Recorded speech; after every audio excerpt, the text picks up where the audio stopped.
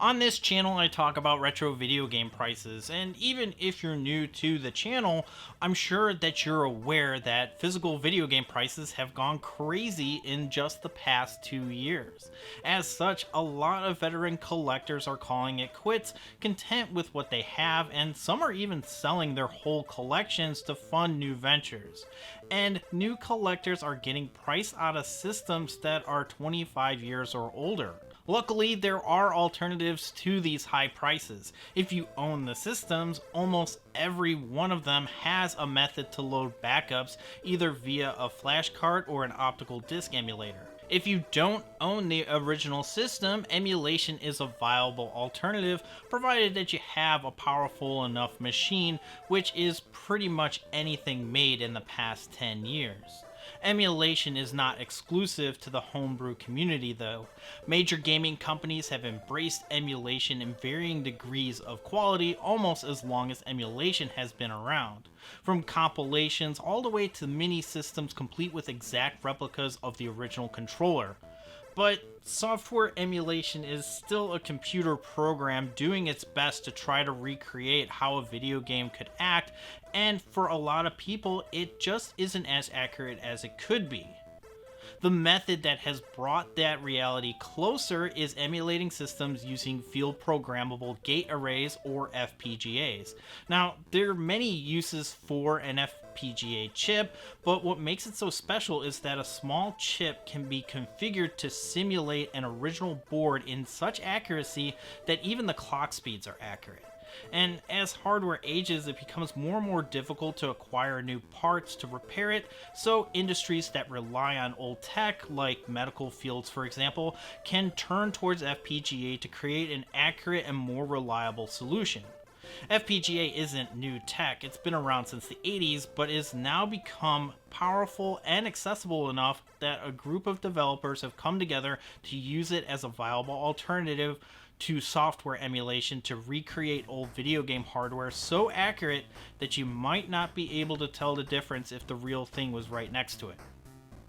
And that's where the MiSTer project comes in. The MiSTer project is an open source project that has been around for 4 years and with the proper equipment is capable of providing the most accurate emulation experience from systems as old as the Commodore PET to as recent as the Sega Saturn, along with a huge collection of arcade cores. And the best thing is that they're still coming out with new cores.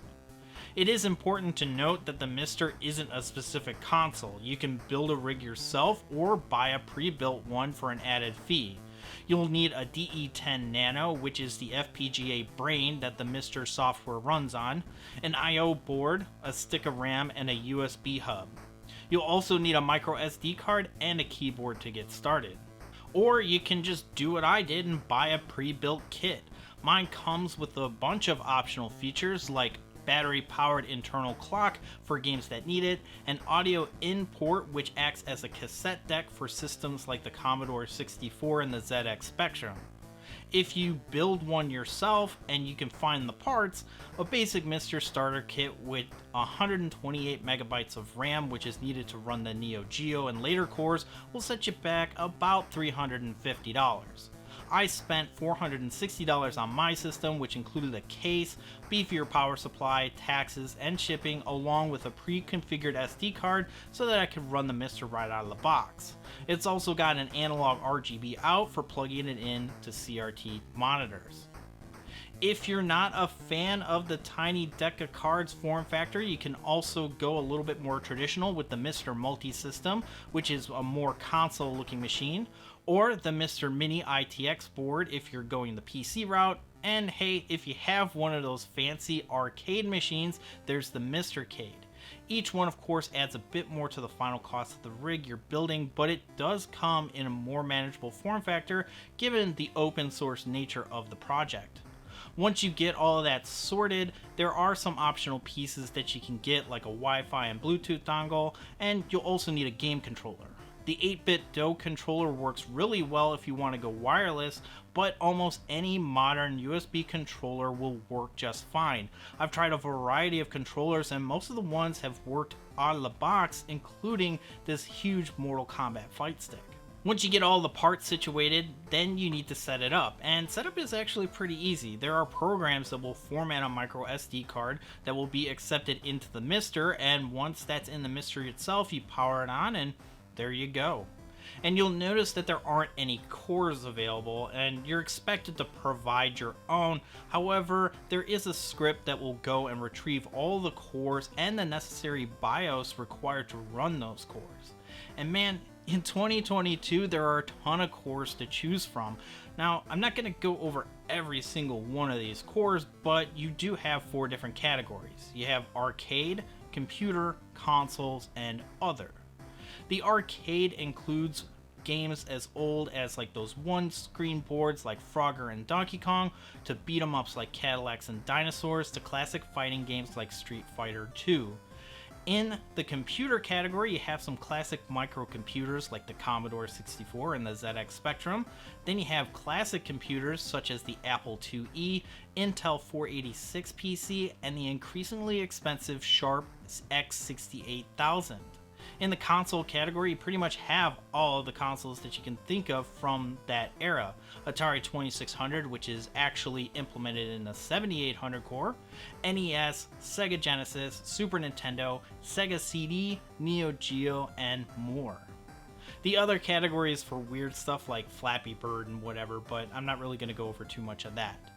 Each core has different sets of features, but they almost all allow you to assign the buttons to match the controller that you have plugged into the MiSTer. I've been mainly using the NES, Genesis, and Super Nintendo cores, but what I've been really interested in is the 486 core and dabbling in the X68000 core.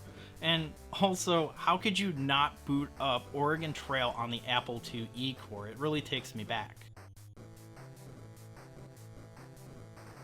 Computer cores are pretty interesting since I don't really have any of them laying around. Most of these old computers require a ton of space, and I don't have that space, and also the older the hardware, the more finicky they can get.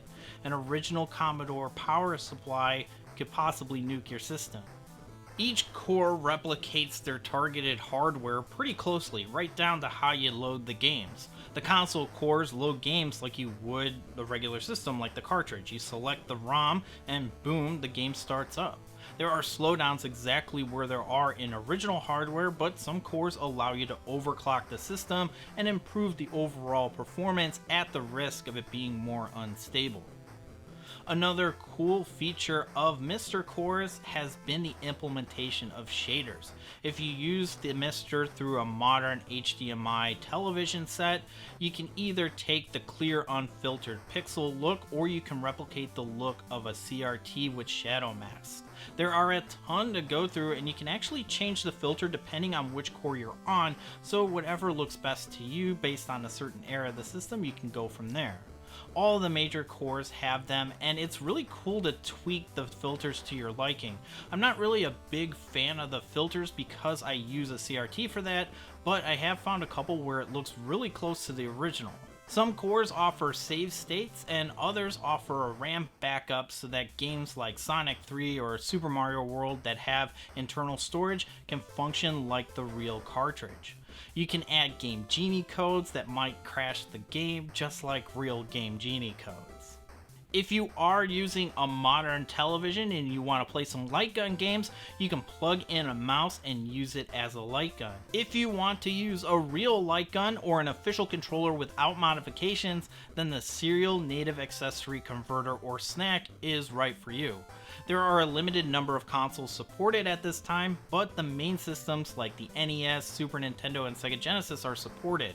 Just keep in mind that these SNAC adapters do require an I/O board that can support it, and you also can't navigate the on-screen display, so you'll still need a supported controller in addition to the SNAC adapters. The SNAC will support almost every controller that works on the original hardware. The Power Glove kinda works, but it's unusable, more than usual. I also have had issues getting the Justifier to work. Lethal Enforcers doesn't recognize it on either core, the Genesis or the Super Nintendo. But the Zapper will work, but remember, you do need a CRT for it to work. It won't work on modern televisions. There are other niche accessories that you can get for your MiSTer. One accessory that I've been really fond of is the MT32 Pi hat. The MT32 Pi is a project that aims to emulate the Roland MT32 MIDI device, which a lot of classic DOS and other computer games music was composed on. An original MT32 is not cheap. It's around $250 to $300 depending on the condition, and it's also got a pretty significant footprint.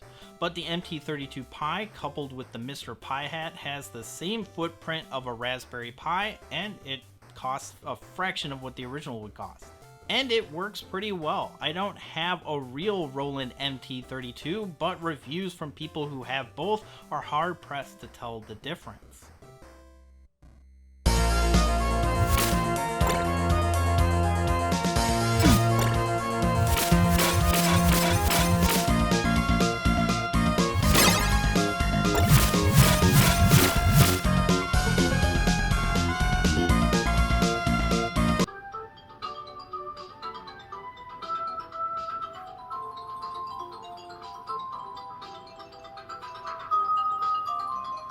The 486 and 68,000 core take advantage of the MT32 and the Roland SC55.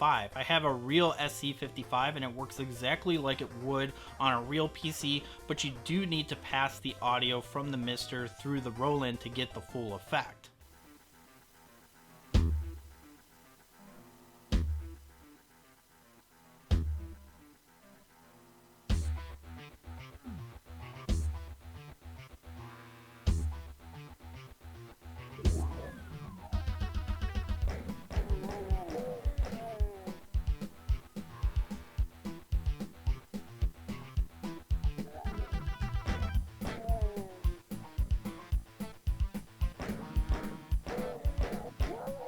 So by now you kind of have a good idea of what the MiSTer can do and what you can do with it.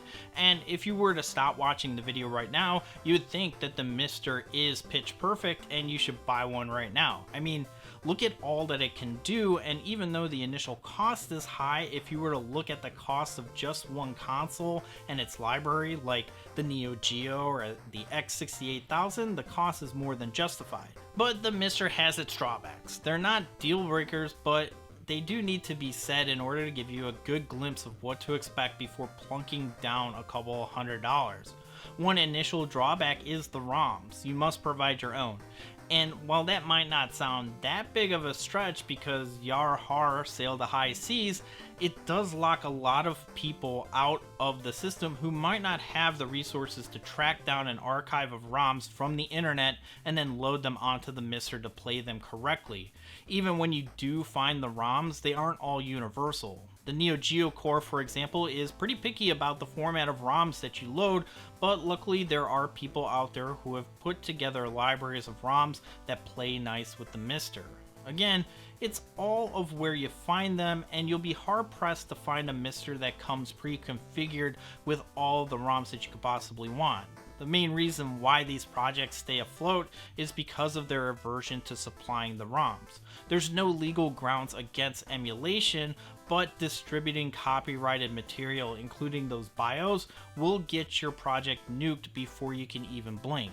And that leads me to my other drawback, and that's the MiSTer isn't a system that you can just take out of the box and play like an NES Classic or a Nintendo Switch or a PlayStation 5. There is an expectation that the end user is resourceful enough to set up the MiSTer to their liking, and as such, there is an initial learning curve to get the MiSTer to a useful state. Console cores are pretty straightforward. You just select the ROM you want and the system will boot like the real thing. But what gets tricky is the computer cores. The MiSTer does its best to recreate the experience of real hardware, and when it comes to computers, that means that in order to load stuff, you need to follow the computer's loading process. The Apple IIe, for example, requires you to load the game into the floppy drive and then reset the core so that way the BIOS looks for a boot image and then loads. The X68000 core operates in a similar fashion, but it takes incredibly long to load off of the floppies, but thankfully there have been virtual hard drives made to reduce the times and also make the core more user-friendly by adding all of the games to a list. This is great for this core since the majority of the system is in Japanese. The X68000 core also has games that only use the mouse, and it wasn't really obvious to me until I asked for help on Discord. The 486 core operates just like a traditional DOS machine. You can download virtual hard drives that put all of the games on a list, or if you're a masochist like myself, you can go through the hassle of installing DOS natively and then using the MiSTer like a traditional 486 PC.